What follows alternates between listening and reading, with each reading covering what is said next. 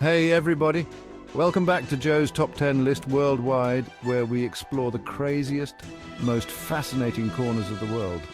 Today we're diving into a topic that'll make you appreciate your cushy office chair, the top 10 scariest workplaces on Earth in 2024.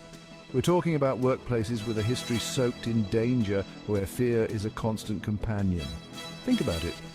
Haunted mines, volcanic islands crawling with deadly snakes, nuclear disaster zones still radiating danger. These are the places most of us wouldn't go near, let alone work a 9 to 5. Coming in at number 10, we've got a situation that's less about physical danger and more about the chilling psychological pressure of working under constant threat. We're talking about mafioso-controlled sites in Calabria, Italy. Now, we've all seen the movies, right? The Godfather, Goodfellas, all that. But imagine living that reality day in and day out. These workers, man, they're not just laying bricks or picking grapes. They're caught in a web of intimidation, violence, and this ever-present fear of retribution. They call it the Caporalato system, and it's basically modern-day slavery. These guys are exploited, overworked, underpaid, and if they even think about speaking out, forget about it. You know what happens to snitches? They get stitches, and that's if they're lucky. It's a messed up situation, fueled by fear and desperation. It's a dark stain on humanity, and it's a stark reminder that for some, the scariest workplace isn't about heights or explosions, it's about the monsters that walk among us. At number 9, we're heading deep into the Peruvian Andes to a place called Rinconada. This is a lawless, chaotic, and downright terrifying place to make a living. Imagine this, you're 17,000 feet above sea level, gasping for air, surrounded by thousands of desperate souls, all chasing the same golden dream. You're working in these cramped, unstable tunnels held up by rickety timbers, the air thick with dust and the stench of sweat. One wrong move, one cave-in, and it's game over. But the danger doesn't stop there. These guys are also exposed to mercury like all the time. They use it to separate the gold, and it gets into their lungs, their bloodstream, their very bones. La Rinconada is basically a Wild West town with crime running rampant. So yeah, working in the gold mines of La Rinconada is like playing Russian roulette with your health and your life. Number 8 takes us to the bottom of the world, to the frozen wasteland of Antarctica. This place is beautiful, no doubt, but it's also one of the most hostile environments on Earth. And guess what? People actually live and work down there in these things called Antarctic research stations. We're talking about months of complete isolation, buried under a mountain of ice with nothing but the howling wind and the occasional penguin for company. Imagine the psychological toll that takes on you, man. The darkness, the confinement, the sheer remoteness of it all. And then there's the cold. One equipment malfunction, one wrong step outside, and you're done. So, yeah, working in an Antarctic research station is like volunteering for a one-way trip to another planet. Chapter 4. Active volcano observatories, living on the edge of destruction. Brave souls work at active volcano observatories, living on the edge of a ticking time bomb. They monitor these fiery mountains, trying to predict eruptions. Imagine standing on the rim, ground rumbling, air thick with sulfur, surrounded by molten rock, poisonous gases, and the threat of pyroclastic flows, constantly analyzing data, collecting samples, hoping to give warnings. Often stationed in remote, dangerous locations. It's a high-stakes game with Mother Nature, yet they keep going back, risking their lives to keep us safe. Chapter 5. The Catacombs of Paris. City of bones, city of whispers. Beneath the bustling streets of Paris lies the dark, labyrinthine world of the catacombs. A subterranean ossuary holding the remains of over 6 million Parisians. Endless stacks of skulls and bones, the air thick with the dust of centuries. The only light comes from your flickering headlamp, casting eerie shadows. They say the catacombs are haunted, and who am I to argue?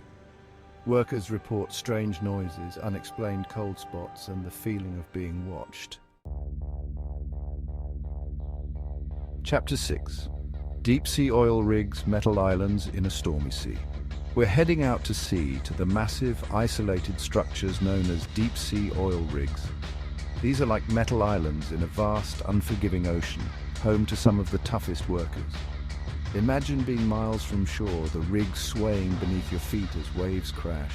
The wind howls, the rain lashes down, and you're working long, grueling hours. One slip, one equipment malfunction, and it could be game over. Fires, explosions, falls, getting crushed by heavy machinery, these are just some of the risks. And if something really bad happens, like a blowout, we all saw Deepwater Horizon.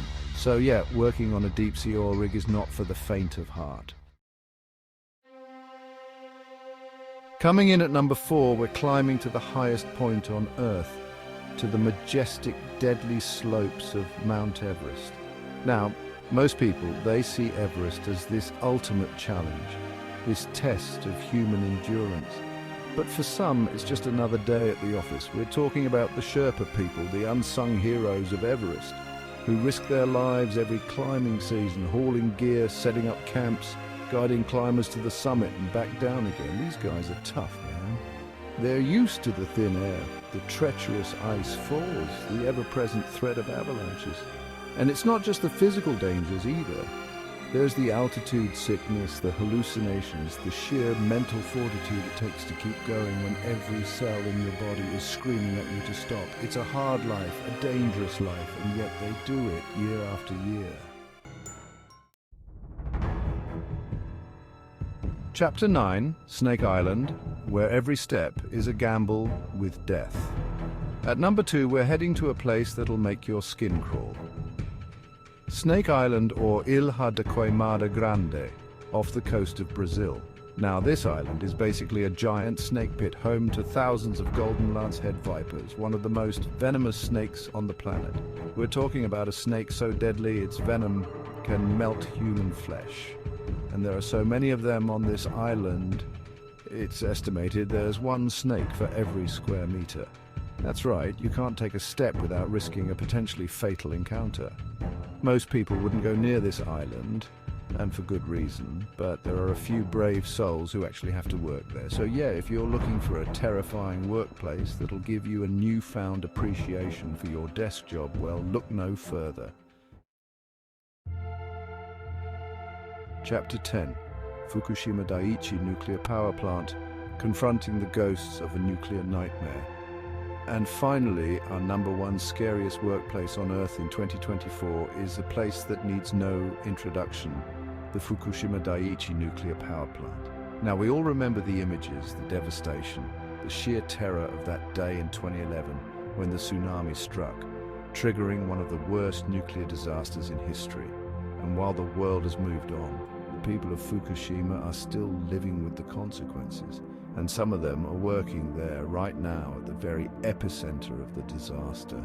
It's a dangerous job, a thankless job, and a job that will likely take decades to complete. These are the unsung heroes of Fukushima, the ones who are putting their lives on the line to try to make things right. Before we reveal our number 1 pick, which I know you're just dying to hear, be sure to hit that like button, subscribe to Joe's Top 10 list worldwide, and ring that notification bell so you don't miss out on any of our crazy adventures.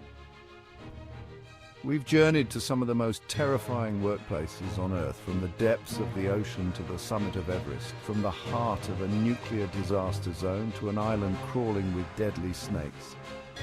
These places, man, they push people to their limits, physically, mentally, emotionally. They remind us that there are still folks out there willing to do the jobs that most of us wouldn't even dream of, facing danger head-on, all in the name of progress, survival, or maybe just a paycheck.